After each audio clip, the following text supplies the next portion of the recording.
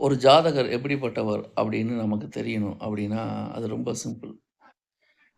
ஒரு ஜாதகத்தில தர்ம திரிகோணம், அர்த்த திரிகோணம், காம திரிகோணம், மோட்ச திரிகோணம்ங்கிறது 4 திரிகோணங்கள் இருக்கு.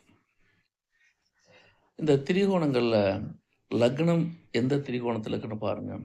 லக்னாதிபதி எந்த திரிகோணத்தில இருக்குன்னு பாருங்க. இப்போ லக்னமும், லக்னாதிபதியும் 1, 5, 9 என்று சொல்லப்படுகின்ற தர்ம திரிகோணங்கள் இருந்தா, இந்த ஜாதகர் எப்போதும் அறவழியில் செல்லக்கூடிய தன்மையுடையவர், நீதி, நேர்மை, நியாயத்த சிந்திக்கக்கூடியவர் அப்படின்னு நம்ம சொல்லிடலாம். மாறாக அர்த்த திரிகோணத்தில் லக்னம், லக்னாதிபதி இருந்தா, அந்த ஜாதகர் பொருளாதார சம்பந்தப்பட்ட ஈடுபாடு அதிகமா உடையவர். பொருள், பொருள் அப்படிங்கிறது தான் அவருடைய கான்செப்ட்டாக இருக்கும் அப்படின்னு நம்ம சொல்லிடலாம். அதே சமயத்தில காம திரிகோணங்கள்ல லக்னம், லக்னாதிபதி இருந்தா, அந்த ஜாதகர் முழுக்க முழுக்க சிற்றின்பவாதியாகத்தான் இருப்பார் அப்படின்னு நம்ம சொல்லிடலாம்.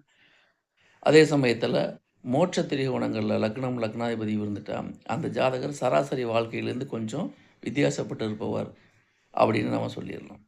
ஆக ஒரு மனிதன் எப்படி இருப்பார் அப்படின்னு சொல்றதுக்கு, அவர் ஜாதகத்தில லக்னமும், லக்னாதிபதியும் எந்த அமைப்பில் இருக்கிறார்கள் என்பதை வைத்துத்தான் அவர்களுக்கு உண்டான பதிலை நாம சொல்ல முடியும்.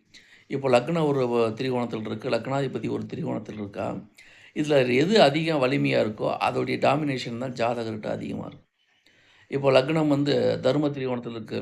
ஆனா, லக்னாதிபதி வந்து அது பொருளாதார சொல்லக்கூடிய திரிகோணத்தில இருக்காருன்னு வச்சுக்கோங்க. அப்போ அவர் ஜாதகத்துக்கு நீதி, நேர்மை, நியாயத்த கடைபிடிக்கலான்னு நம்ம மனசு சொன்னாலுமே, அந்த ஜாதகர் ஃபாலோ பண்றது பொருளாதார ரீதியான சிந்தனைகளை மட்டுமே ஃபாலோ பண்ணுவார் அப்படின்னு நம்ம தெரிஞ்சுக்கலாம். அப்போ லக்னம், லக்னாதிபதி எந்த திரிகோணத்தில் இருக்கிறார்களோ, அதை பொறுத்து தான் அந்த ஜாதகருடைய நடவடிக்கை, சுபாவம், இயல்புகள் இருக்கும். இவை பொதுவான தகவல்கள். நன்றி, வணக்கம்.